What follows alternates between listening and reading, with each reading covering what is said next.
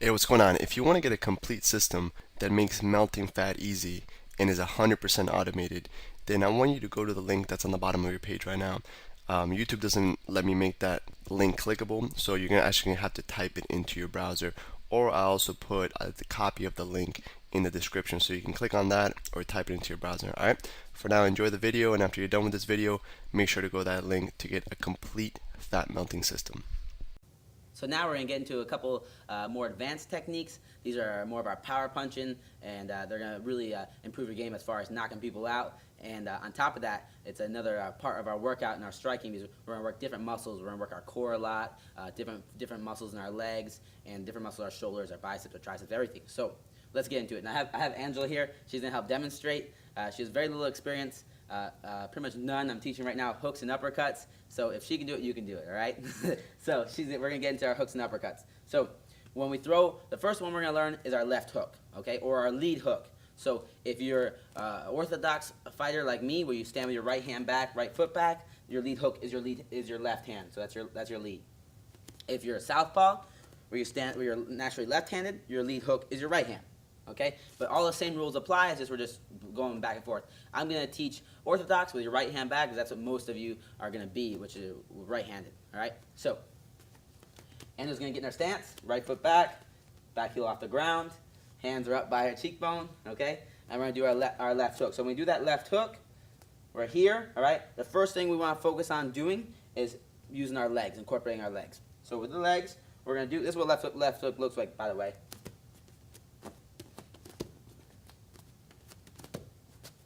All right, very simple. So left hook, we're on cheekbone level, elbows down.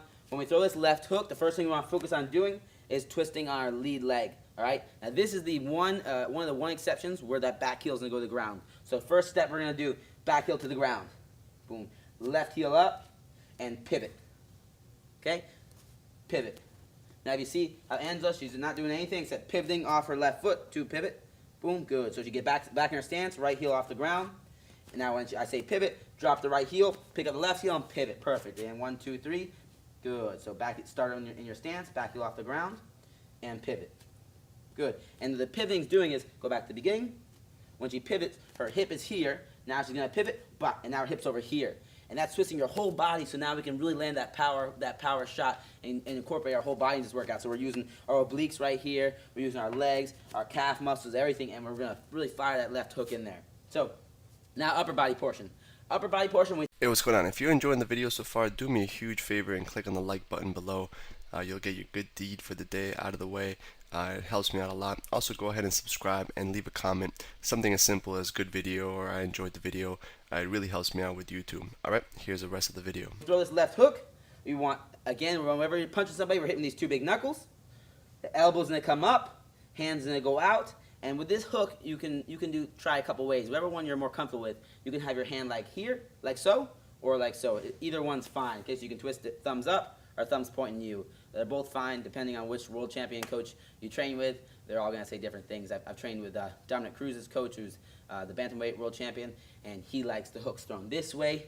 I've trained with a couple other coaches that like them this way, and they've trained world champions as well. So it just depends on whatever you're comfortable with. All right, and I mix it up. So Anna's going to demonstrate. So first step when we're doing this is back heel comes down, front heel comes up, elbow comes up, hand comes out, and we pivot. All right, that's simple. So back heel down, front heel up, elbow up, hand out to wherever the target is. This is going to be a variable, okay? We want to keep it pretty hooked, though, hence the name hook. And right here, I'm pivoting. So in one motion, we want to put it together. It looks smoother. Bah, we're just blending them all together and make it a little less mechanical. All right, Angela, let me see you demonstrate. Let's see how quickly you pick this up. So hands are up, and pivot, and hook. Boom, good. Hand comes out, pivot, punch. Wait. Elbow up, 1, 2, 3, punch. Bah, perfect, good. Face it this way. Hands up, chin level, good. Back heel's off the ground, perfect posture. And she's going to throw that hook. Bah, good. Throw that hook. And she's always looking at me. She never takes her eyes off the target, right? 1, 2, 3, and pivot. Good. Hit the hands, and pivot. Good. Perfect. Just like that. And now let's go over common mistakes. Some of these common mistakes when we throw this left hook or the lead hook is that right hand will come down. We always want to make sure we keep those hands up. So when Angela throws this punch, and move her around here, she wants to make sure she keeps her right hand up. Left hook. Bah, good. She doesn't drop that right hand. It's a big mistake. And this is one of the biggest errors when you throw that left hook, and it's a big problem because one of the counters to a left hook, if she throws a left hook at me, I can always throw a left hook at her. All right. And if her hand's down and my hand's up when I throw this left hook, boom, she's getting hit and I'm not. So I always want to keep that left hand, the other hand up when we throw that hook. All right. Very simple. Angel's gonna demonstrate one more time from all the angles. She's gonna get in her stance, throw a left hook. Bah, good. Face that way, and then left hook. Boom. Perfect. All right. So she just learned the left hook, just pretty much the same that you're gonna learn it. She has never known it before, and now she knows it now. Okay. So that's a left hook. It's a really good punch. You're utilizing a bunch of your core muscles that you don't get when you do that jab cross. All right. Same concept apply with our stance. We always want to make sure that we always stay in our stance. Move left, step left, move right, step to the right. Our chin's down, hands up, shoulders relaxed, elbows down. All right. So now let's get into our next punch. Whoa, let's one little thing. When we throw the hooks, all right, we're only going to throw right now, learn with our lead hook. A lot of people like to throw, against this stance, they like to throw this right hook or the back hook. And for right now, we're starting off, we're not going to learn the rear hook. It's really an unrealistic punch. For right now, it takes too long to hit. And if we get used to throwing that, it's going to build bad myelin. And you're just going to be like, if you've ever seen like street fight people going like this, and we don't want to do that. We want to be trained, so we throw straight punches down the pipe. And these are a lot faster to get to them and a lot more effective. This lead hook is close, that's why we can throw it, boom. But if I try to throw this right hook, it takes so long to get to. If you go against anybody experienced, they're going to be able to tag you or hit you before that right hook gets there, okay? So we're only going to learn lead hook right now. Let's get into uppercuts. We're in our stance. She's getting in our stance, okay? When we throw the uppercuts, lead or rear uppercut, we're going to learn both. The same rules apply. We always follow it with the hip and we follow it with the foot. So meaning, I'm going to demonstrate first. Uppercut, uppercut, uppercut, uppercut, uppercut. So same rules apply. Whenever we throw this uppercut, we're going to follow it with the hip. So if I throw right uppercut, I'm following with the hip and the foot. So I dip down, the hip follows, the foot follows. Wah! That's where I'm getting all my power in my legs, okay? Same thing the left, the lead uppercut. Boom, hip follows, foot follows. Bah! I twist it in that direction. So I'm gonna teach Angela these uppercuts. So she's in her stance, okay? Actually, let's do this way, Angela.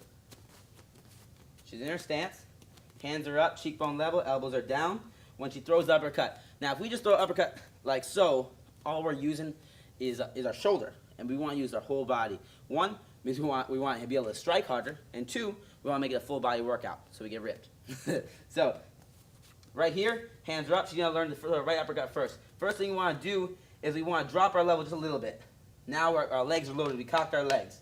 Second thing we want to do is bring our hand just down a little bit. And third thing we want to do is fire that hip forward and twist that right foot as we throw the uppercut up. Bah! Just like so, okay? So in one motion we go down, up. Good. And you go down, hand drops, and up. Boom. Now another reason we go down is because I want to keep this hand by my face as long as possible. If I just come here, now it's my hand's really far from my face. I want to go down, cock it a little bit, and up, okay? Bah.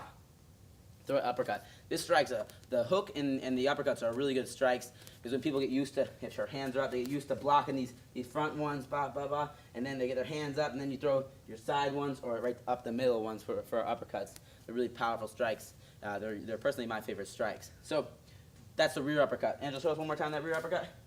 Dip, pop, good. She dips, drops it down, and loads it. Dip, drop it down, and uppercut. Boom, good. Now lead one's the same thing. It feels a little awkward because the lead one's right here, but I'm gonna show you a couple of tips to get this one down. A lead one, if we just drop here, it feels weird. So what we want to do is we want to cock it. So we drop and dip a little bit. So now it's loaded up. I loaded up my hip. Same rules apply. Drop it a little bit and fire up. Follow it with the hip and the foot. So Angela's gonna demonstrate. So now Angela's gonna demonstrate our lead uppercut. So she gets in her stance. Good. Back heels off the ground. Perfect. Her hands are up. So she's going to lower her level and cock this left side. So lowers her level and see how she loads up her hip and her shoulder. Now she dips it down a little bit, and at the same time she's going to follow her hand up with her shoulder, with her foot and her hip. 1, 2, 3, up, bah, just like so. And her right hand stays up. She's not making that common mistake where her right hand drops. So do it again, Angela. Let me see. Dip and up, bah, good. Dip. Here and up, boom, good. You want to drop that hand a little bit because if you just dip And here, you're not going to hit anything. Yeah, here, drop it down and come out. Okay? You might come out, but the target's going to be in front of you. So, and as we do it one more time. Bah, better. Good. She's got it down. And obviously, you can see the reason that you're watching this is that you need to practice. You need to learn. Okay, so if everyone got it their first day, if you got the uppercut the first time you tried it, everyone would be like world champions, or everyone would be like professionals. So it takes practice. You're learning it today. You're going to get it down really well, but then tomorrow's going to be even better, and the next day it's going to be even better, and 2 months from now you're going to have it like a pro. But you don't learn everything like a pro the first day. That's why you're watching this. That's why you're going to practice, and you have to build that myelin up. All right. Even though you see it and you understand all the little details, your body and the muscles, they don't know how to work properly to get this done. So you're going to teach your body how to do it, and eventually it's going to be instinctual. You know, somebody tells me to throw a cross, now I can throw it. Angela, we just did the jab cross last time. Angela, let me see that right uppercut. She's gonna throw a better right uppercut than she did last time. All right. So the right uppercut here, she's gonna dip down and pop it off. Bah, perfect. All right. Now you see that little common mistake she made. Do that uppercut. She wants to keep this hand up. All right. The big mistake is we drop our hands when we throw these uppercuts, or we throw a jab or cross or anything. So she dips down again, right uppercut, boom, perfect. Okay. So that's our left uppercut, our right uppercut, and our left hook, or our lead hook. So we got lead, uppercut, rear uppercut, and lead hook. These are really dynamic strikes. If we're in our stance, I'm boxing Angela right now. I got my straight punches now. We learned our jab cross. I have my uppercuts. I have my hooks. Boom. So we can mix it up now. It's a lot harder game for other people to stop. And on top of that, we have a more dynamic game, so we can use our full body and get a full body workout every time we do these things. So we're working in all areas of our abs, all areas of our legs, all areas of our shoulders and our arms, our biceps, our triceps, everything. All right. So let's go into detail now. A little bonus. And their stance. I'm gonna have you right here. Get your stance back off the ground. Perfect. A little detailed bonus I'm gonna show right now is key points to hit somebody. So since we're training, since you're learning how to strike, you might as well learn where to hit somebody. These are really good for self-defense. They're really good for competition, not just punching at the face and punching at the stomach and the body. I tell my students all the time that we never aim for the head and we never aim for the body. Never. It's pointless. There's no reason to training. People that don't train and go to if somebody goes to fight Angela, they're gonna try to punch her in the face and punch her in the body. We're never gonna punch to the face or the body. We're gonna punch specific areas. So I'm never gonna punch the face. I'm gonna punch to the nose. I'm going to punch the chin. I'm going to punch the edge of the chin. I'm going to punch the temple. I'm going to punch behind the ear or at the ear. I'm going to punch the liver, the kidneys, the middle of her solar plexus to knock the wind out of her. I'm going to punch specific areas. So we have our liver, our nose, our chin, temple, all these places. So the nose is one of the key places we're going to attack. If you hit the nose, when you hit the nose, it's gonna make your eyes water. If you break it with our jab, our cross, our hook, or uppercut, any of those, it's gonna do a lot of damage, and it swells up so they can't see. Second place we have is the chin.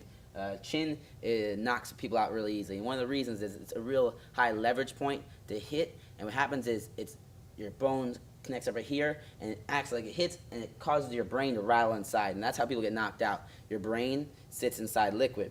And then there's a skull. And if your brain gets hit so hard that the brain goes through the liquid and hits the skull and bounces back, that's how you get knocked out. And the chin's one of the key places you want to hit to knock somebody out. So we want to aim for the edge of the chin. We want to aim for the eyes. If we can hit somebody with 2 knuckles in the eyes, it's going to blind them in that eye. Also to break that orbital bone, because your eye is designed, if it gets hit hard enough, that it'll drop down in your face, in your skull, behind your orbital bone, and your orbital bone will break to protect it. So that's your body's designed to protect your eyes. Your eyes are one of your key elements of life. You have to have your eyes. So hitting the eyes, hitting the temple, right, anywhere around the ear is going to cause serious damage, and also on top of that, it's going to be a lot easier to knock you out and knocks off your equilibrium.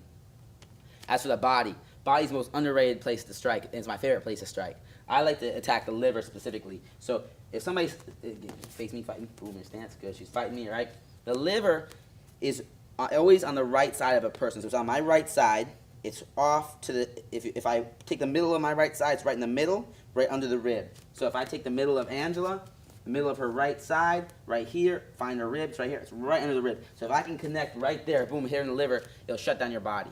It's the most painful place. If you ever see somebody getting hit in the liver, they get hit and they can't move, they fall to the ground, it's crazy bad. Also got the kidneys, which are right behind like the love handles, right here, it cause you to pee blood, and the sternum, right in the sternum, hit somebody, knock the wind out of them, okay? We want to hit the specific areas. We're not just aiming for the body, liver, sternum, kidneys, soft spots, which are all on the side right here under the ribs, very soft, and they hurt a lot. So these specific areas are points we want to attack with our jab, our cross, our hooks, and our uppercuts. Right? So it's really crucial that we attack those points.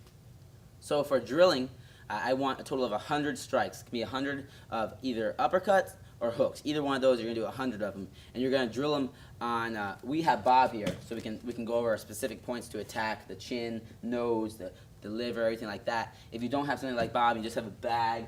You just want to focus on hitting specific points of the bag. So instead of just hitting the bag, I want to hit the edge of the E right here, or that yellow spot, so we get good accuracy. Because accuracy is key.